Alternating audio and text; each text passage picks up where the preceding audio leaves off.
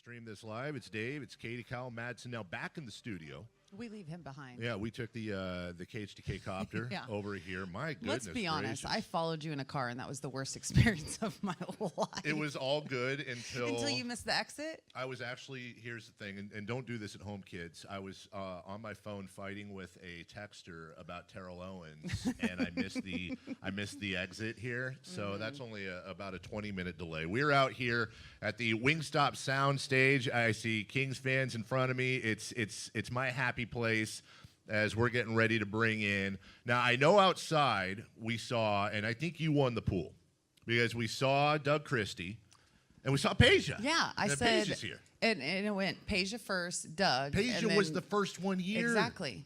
I didn't call that one. That's professional. He's a professional. I thought it was between Peja and Bobby. I'm telling you, it's because I've talked to him before about him having his kids in school, and I know that he's the one. He gets up, he takes them to school, he does the morning routine. Sure. He's a father. But Bobby's got the kid situation too. Yeah, but Bobby's Bobby. He's always a gamble. There's regular time and there's Bobby Jackson time. So here's how we're gonna work it. We'll bring them in just a second. It's a round table. So we have questions submitted by some of the people here that we'll get to. I have just curated them. Yeah, we were just you like separated them in piles. Yeah, I've got, because I know kind of how we're directing this. See, and again, I've done this before. We actually have notes. We have our very own questions, and I have a feeling we'll get to about 20% of these, because that's generally how it goes. Where we'll ask something, they'll start. The point is to not hear us talk. Not hear us talk, to hear them talk. Mm-hmm. So are they out there right? Are they out there right now? Are we waiting on them right now? Because I know everybody. I can't see because of the lights. I know we You're have. Not used to the bright lights. No, are I'm you? not. I'm not like you. I'm not used to. I'm not used to Peja and Vlade being outside. I know they're out there, so we can go grab them, bring them on in. Guys, how excited out in the audience are you for the season coming up? 15 days, I think. Yeah, oh absolutely. My goodness. What we have, 15, 14? It went so fast this year, and they moved the season up, and we got our first preseason game is October 2nd. I'm missing a wedding, but this is important. I'm not stoked about you missing a wedding, but I am stoked that it's the wedding of someone I used to babysit. So. Oh. So I'm okay missing it, I guess. That's one of those old things. Yeah.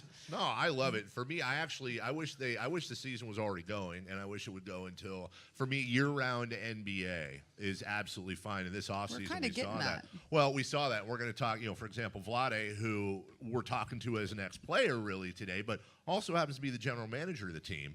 So for him, for Peja, director of player personnel and all that stuff, and them working with the youth. Well, and I had a conversation, so we always forget the fact that Peja is the general manager of the Reno Bighorns, and we know this year they have the two-way contracts first time. Jack Cooley, which was a fan favorite at Summer League, he's on a two-way contract, so we're excited about him. We had him on the show, and he's hilarious. So Jack will be back. We're going to try and get that going. But I had a conversation with Peja last season in Atlanta, and after the draft last year, obviously Papagiannis and Scal and all these players, we really didn't know what they were going to be, and then they started the season in Reno, and a lot of people are like, conversation with Peja stuck in my head. It's ingrained in there now. He's like, it's so important for these young guys to be on the floor. And we all know last year that the Kings were a much different looking team at the start of the season than they were at the trade deadline, when they decided to go in a completely different direction. And now in this offseason, we're seeing that kind of take shape and what it's going to look like. But, seeing the development of those players last year and how important it was for them to be in Reno, and what happened with Scal in the last 30 games, is pretty exciting. Peja might know what he's talking about. You also have to give credit to Derek Martin, the coach out there. And look at this, everybody. Vlade. Welcoming in our guys. Here's Vlade Divac, general manager of your Kings. Hey, buddy. Oh, excuse me. Bobby Jackson, how are you? I'm not going to kiss you. Yeah, Bobby, no Bobby, I'll sit down for you. That's our good friend and colleague, Doug Christie, and saw him outside, Peja Stojakovic. Give a round of applause, guys, to all four of these fellas coming in. You got. I can do without the kiss. His I'm wife fine, doesn't Vlade. kiss him Vlade either, said I didn't so. get a kiss. So you guys have mics on your seats, and you have, I think, waters back there. They're very professional out here. Thank you so much for joining us, Vlade. How was the drive out here? You find it okay? Well, I Start going on the medicine, but then I came back. And I saw Bobby getting stuck in traffic. So can we solve one question? Who got here first, Bobby or you? Me. Oh, see, I was right. You were right. I You was called right. it. You get the pizza. I almost had it exactly right. Peja beat Doug here just by a little bit. I said Doug, Peja, Vlade, Bobby. Well, See? and you know, and you travel with the team. You know all these guys. I've actually played golf with Bobby a couple times. Sorry, and I Bobby. know this. Well, no, exactly. There's time and there's Bobby time. There's Bobby time and then there's regular time. But when you're Bobby Jackson, you can do that. What's up, Bob? How are you? What's up, man? How you guys doing today? We're doing fantastic. Appreciate you guys getting up here early. And of course, Doug. I mean, this is old hat to you now. You're a broadcast professional. Something like that. I don't know if you call me professional, but I do it. This is just a simple round table, guys, and that's how we brought it up. It's so nice to have the four of you all on stage together, and we got some fun stuff to ask you. A lot of stuff submitted by the fans. So we'll start with you, Vlade. You know, you're one of two players on this stage that chose to come to Sacramento originally. It was your choice. You didn't get traded. You didn't get drafted. You guys didn't like Stop! You chose it of your own free will. You were kind of the first domino to fall because we couldn't get anybody to come here. What was it about Sacramento that brought you here? He chose, as Peja does, That's the a money, good answer. the money There you go. sign. Yeah, he chose. The cash. Well, it was a '99. You know, I saw something special coming. You know, to Sacramento when I talked to Jeff Petrie back then. You know, it was exciting time for myself and my family. Obviously, the team was in a good place, and after that, it's all history. Well, and I've had that conversation with you, your relationship with Jeff Petrie, and I remember years ago you just coming back and I interviewed you just for something that was going on at the arena, and I was talking to you about all the players, and you said, hey, no one ever asks about Jeff Petrie. He was so critical in building that team that was the golden years. How much do you take from your relationship with him as a player, as a general manager now? Well, I hope I can be just 10% successful like Jeff Petrie was. He was a genius, you know, really, you know, honest guy that, you know, told me what he wants to build here in Sacramento. And, you know, it was very confident for me to make that choice to come here. And Peja, forgive me if I get some of the details wrong, but for you, you were drafted. I remember sitting, we've told this story, I remember sitting at Arco Arena, and you had to bring in a can of food to get into the draft party, and myself and the rest of the arena pretty much were chanting for John Wallace out of Syracuse. And then we heard Jeff Petrie come out, and he said, you know, pre-drag Stojakovic, whatever, and we didn't know what the heck was going on. As we found out about you, you know, you were what, 18, 17, 18? I was 19. Yeah. 19. And didn't Jeff have to go over there and talk to your father? And I mean, it was a big step to bring you over here. You know, take us a little bit back through that. Yeah, it was. I didn't know what was going on. I mean, I know there was a lot of unhappy fans here. As you mentioned, everybody wanted to select John Wallace from Syracuse at the time. I hope they did. I did remember that a few years later when we played them. So, but Right. But it I don't know, it was a dream for me. It was a dream for me to come to play in NBA, to compete against the best. I wasn't in a position like Vlade just to be able to pick.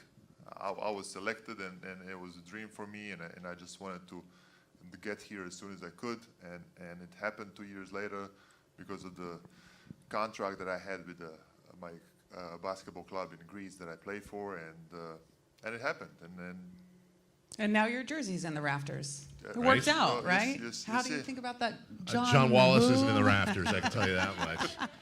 Bobby, you're the other one up here that chose to come here. You know, you were a Golden Gopher, and then, you know, Minnesota, Denver, all that. When you signed with Sacramento, that was, I think, 2000. So Vlade 99, you 2000. What was it about Sacramento and or the team that attracted you? I mean, you look at, at the time, you look at Vlade, you look at Chris, you look at Jason, you look at the pieces that they already had. And for me, it was, you know, it was something that, you know, I love the style of play. You know, to get up and down, the flash, and they looked like they had fun on the floor. So for me, that was a no-brainer, but also money always pay the key into making decisions. You don't say. Well, and Doug, I've had this conversation with you in the past just about how you ended up in Sacramento. Yeah. And it was a little bit of a bumpy road in the beginning for you in the NBA, but things really started clicking here. What was the difference? Here, obviously, this was what I would consider basketball nirvana for someone. I mean, I think it'd be hard-pressed for you to ask any of these guys if they've ever played in a better situation where guys got along, they shared the ball, they played for the right reason, they played the right way. And that, for me, was just my experience throughout the NBA had been one of being on selfish teams, a lot of different things. And when I got here, it was mind-blowing. It was like, wow, this is possible in the NBA. I had never experienced anything like it. Well, in true to form, Vlade, this is why he's the boss. Well, I keep that in my phone. You keep it in your phone. Okay, that so I'm was going a to read quote it. from my former teammate and assistant coach. Byron Scott, head coach of the New Jersey Nets. This is a quote from February 19th, 2001. If you wanted to take someone to a game that would get him hooked on the NBA, the first place you would take him is Sacramento. Which is I mean, how great is that? It's such a foreign concept back then. And no disrespect to those previous teams, but we didn't see anything like that. You know, back in 97, 98, 99, Vlade, you came in, Jason Williams drafted number 7. And then really, Doug, you and Peja in a weird way are kind of connected because we traded Corliss Williamson for you. And I remember fans, and again, we love Corliss, but a lot of fans wanted this young Peja kid to get the start. Peja coming into his own kind of cleared the way for you. So I'll stick with you. At what point did you really think things started to click with that team where you went, we got something here? You know, actually, it was one of my first times here. You know, me and Bobby came at the same time. So once we got to practice, and I saw, and I was like, oh, whoa, because I had played with Vlade. I was his rookie in Los Angeles. Don't mention where we played. Okay. I just said Los Angeles. You just said LA. Yeah, exactly. So that place. When you know, Wayne Cooper knew my agent, so he was helped facilitate the trade here. So from that standpoint, I knew what was here. You know, they had Webb, they had Peja, Vlade. So we played against them. So you kind of had an idea of the style, but not until we got to practice. When we got to practice, I just kind of went, oh boy, yeah. You know, because the ball's moving and guys are playing and playing hard and competing against each other and not playing buddy ball. You know, we're going after each other, and that I knew the recipe that equals success ultimately. Well, and as a team, winning helps bond. But we know that there are plenty of teams that can win some games and have some success, but they don't have the bond that you guys had during that time. What facilitated that? Was it natural? Was it something that you had to work at? Or was there one or two people that really were the driving force behind that? Well, I can say, you know, it was fun to come and to work and practice, you know. And at the same time, you know, we had the people that we tried to push each other to be better player. And I mean, our bench was they call them like bench mob. Bench mob, yeah. I think they were second best team in the league because they made us, you know, who we are. You know, they push us in every night, every practice to become better. And you have to have the bad boys. And this is what's so funny to me. There's no player that I've known personally, I'm sure they're out there, but me knowing them personally, that there's such a juxtaposition between who they are off the floor and who they are on the floor. And I think we know that award goes to Doug Christie. Hey. Right? Mr. with the uppercut. I mean, but it wasn't even just you. Yeah. It was a All your family boxing for thing. nothing. It was a Yeah. family thing. Your wife, Jackie, got involved. And Bobby's the one who boxed. Right? Him and T-Mac. Well, him and McGrady Yeah. on the sideline. He doesn't throw his hands. Let I your hands go by. enforcers. got suspended 1 or 2 games. You still owe me the money that they fined me for it. Bobby, do you still owe money? I know that he knows ways for you to work it off. You want to tell that story? No, I don't want to talk about Please, that. that's all right. Vlade will tell the story. I mean, of course we're going to tell it. He loves telling the story. I don't know why he loved telling So the she story. she gave you a choice to tell, so you better tell. It doesn't matter. What It's you like say? a joke. It's always funny. Come on, man. Vlade's saying it's better for you to tell the story than him to tell the Let's give them story. your version. Yeah, let's hear it. Let's hear it. I've never really heard your If I say version. I'll I've told it. add Never some heard the stuff, you know, you story? don't need that. What? Your You said version. you never heard the story? No, I've told it many times. Oh, okay. Yeah. You want to it's hear one of from my. Yeah, I want to hear it from my your account. perspective. I could just remember what I saw. I had a good vantage point, too. Go ahead. Here you go, Bobby. Don't be shy. Well, you know what? I'm a little confused. What was the number It initially? was a big number. It was like 56? They were 36? they were playing That's cards. lost, and Okay, I love it. I'm going to explain It was this a a big little number. bit so our listeners and our viewers can understand. The players like to play cards on the plane. What? Sometimes you play for money. Apparently, But we never took each other's money. We were trying to find a way to. People did. Of course. A couple people did. I mean, Couple people did. okay, Bobby, please tell the story. Well, we playing this game in between. And I think it's me, Vlade, Chris, Mike, and was it Mike or Jay Will? I think it was Mike. And we headed to New York. And we always play the game. And the object of the game is everybody put 20 or $40 in, and whoever loses, the pot gets higher and higher. So the pot kept getting higher and higher. They were going to New York. There was a little bit of a flight. I don't know where we was coming from, but we was flying to New York. And I thought I had a chance to win the money. When greedy, being Obviously. greedy. And I had my odds of winning was great. But my odds didn't pan out in my Didn't pan favor. out for you. And so I ended up losing the pot. And it was like, I think 60 grand. And I was like, yo, I can't pay you 60 grand. So Vlade, the guy he is, which he is, that's why I love him to death, because he's always thinking about you, not him. And he was like, hey, I got a little suggestion for you. Take all your clothes off right now. It's like the middle of winter. In this middle winter, it's cold as shit. We're on the plane. Like, granted, we're on the plane, and we got flight attendants, and we got the stewardess walking around. I'm on the plane in my damn boxes and my tank top with some church shoes and church socks. So he's like, yeah, you won't have to pay me anything if you take all your clothes off right now. You got to walk into Trump Plaza, where we were staying, and you got to sing Who Let the Dogs Out. So I get off the plane, and I'm like, jeez. Then we get on the bus, and Rick like, Rick, you should have seen Rick Alderman's face. I've never seen Rick laugh so damn hard in my life. It's ridiculous. So Rick ends up, he's cool with it. I'm thinking Rick gonna have my back. He's like, no, you gotta put your clothes back on. This is the NBA. I thought he was gonna have my back, but he rolled with the punches. So we get to New York. We get on the bus. We drive. Everybody's laughing. Thank God we didn't have camera phones and Instagram and social media back then. So we walk. I get off the bus. He was like, "You ready?"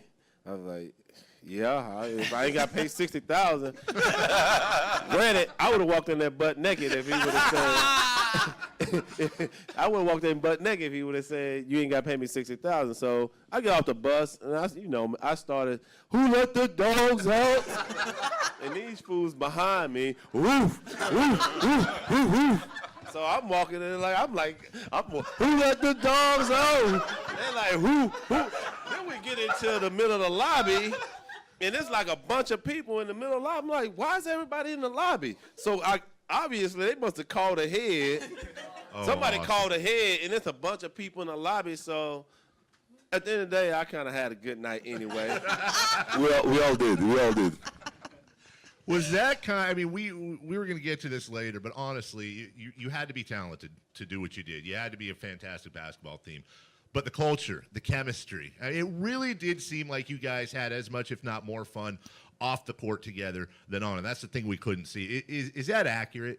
Absolutely. I mean, we believe in each other. We really like to spend time with even with the families together. You know, we knew everybody. You know, it was just fun. Well, and all of you ended up back here in Sacramento. And I think, Bobby, you were the first one to lay down roots here. And then it's just been a domino effect since. And I know so much of it has to do with the team and your guys' love for the Kings, but also for the city. What was the driving force behind all of you ending up back here in Sacramento?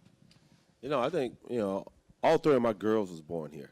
So for me, it's kind of like my second home. I'm from North Carolina, and they welcomed me, accepted me with open arms, and for me, it was kind of easy. You know, like I said, my daughters love it, you know, and I love it. The city's been great to me, and for me, that's been the easy transition, you know, walking into being brought up into a neighborhood and being able to be a part of an organization that has accepted you as a young man. I think that's, for me, that was, you know, the defining point for me to stay here. What about Peja, you, how about Peja? you? Obviously, you know, just first of all, being involved in something that we love and being involved with the team that we have some unfinished things to do. And but as Bobby have mentioned, and just at this age, at this point of our lives, just understanding who we are and just the respect and the love that we are receiving each and every day from these people in this community. It's amazing. It's just not us, it's just our families as well. And obviously, you know, it's a great place to call home. Douglas? You know, for me, I can remember coming to do a camp, and I brought my son, and like Bobby, my son was born here as well, and it was Darren Gross and Alma Godinez. We were just talking, and I had no idea I was having a job interview. And I was just talking to them, and then they were like, "Hey, you want to do radio?" And then it just kind of spawned. And then coming back, and my son being here, and the feeling and the vibe of being in Sacramento, it's always the same. And I agree with Peja and Vlade that the feeling that you get it's truly special. The relationship between us and the fans, and that is something, like Peja said, you have unfinished business. The one thing that I personally would like to see more than anything is that parade that needs to. Excuse me, Doug. go So down. you see what happened to Doug when he goes to Starbucks every morning? Yeah. Oh. It Like says morning morning on the Doug. cup. Do you walk in and they already know what your Well, order is? it just I was telling them it depends. I go through. Yes, they do. But I go through the drive-through. Yay! But if the line's too long, I go in and they look. You Yeah. know, it's all love. Yeah, you stick Can out you like- imagine stick getting your out like a coffee when you sore need thumb. it? What about you, Vlade? I know that you coming back, it's even kind of a bigger thing because there's a lot more pressure on you and what you've taken on. And why did you want to take it on, and what brought you back to that? Well, Peja just mentioned, you know, it's some unfinished business here, and I lived all around the world, and my 6 years in Sacramento, I always said it was the best in my career, my life, you know, and our kids were raised here. They're going to school now, some of them, you know, Sacramento, some of them in LA, but we are all back in California. What? We don't say that here. Remember what you mean? told me? You don't say that. You broke your own rule. That's right. That's right. That Southern California place. We Yeah. are in California, Yeah. and like I said, you know, I'm doing what I love. You know, all my life being in basketball, having help from all my teammates, and the entire city is behind us, and we try to make something special, brings that energy that we had as a players, and I think we are going in a good direction. Yeah, all four of you mentioned two words, and that's unfinished business. And in the second half of our chat here, we'll pause and take a break. We're going to talk about that unfinished business. We'll go back in time a little bit. There's a few things you all have in common. One of them is you played for what I think is the best team this city's ever seen. We'll talk about that, and then we'll also talk about the future, because these guys, they all have a common goal, and that's to bring a ring to Sacramento. We are live at the Wingstop Sound Stage with Vlade, Doug, Peja, Bobby. We'll be right back in 4 minutes. Don't go away. Sports 1140 KHTK.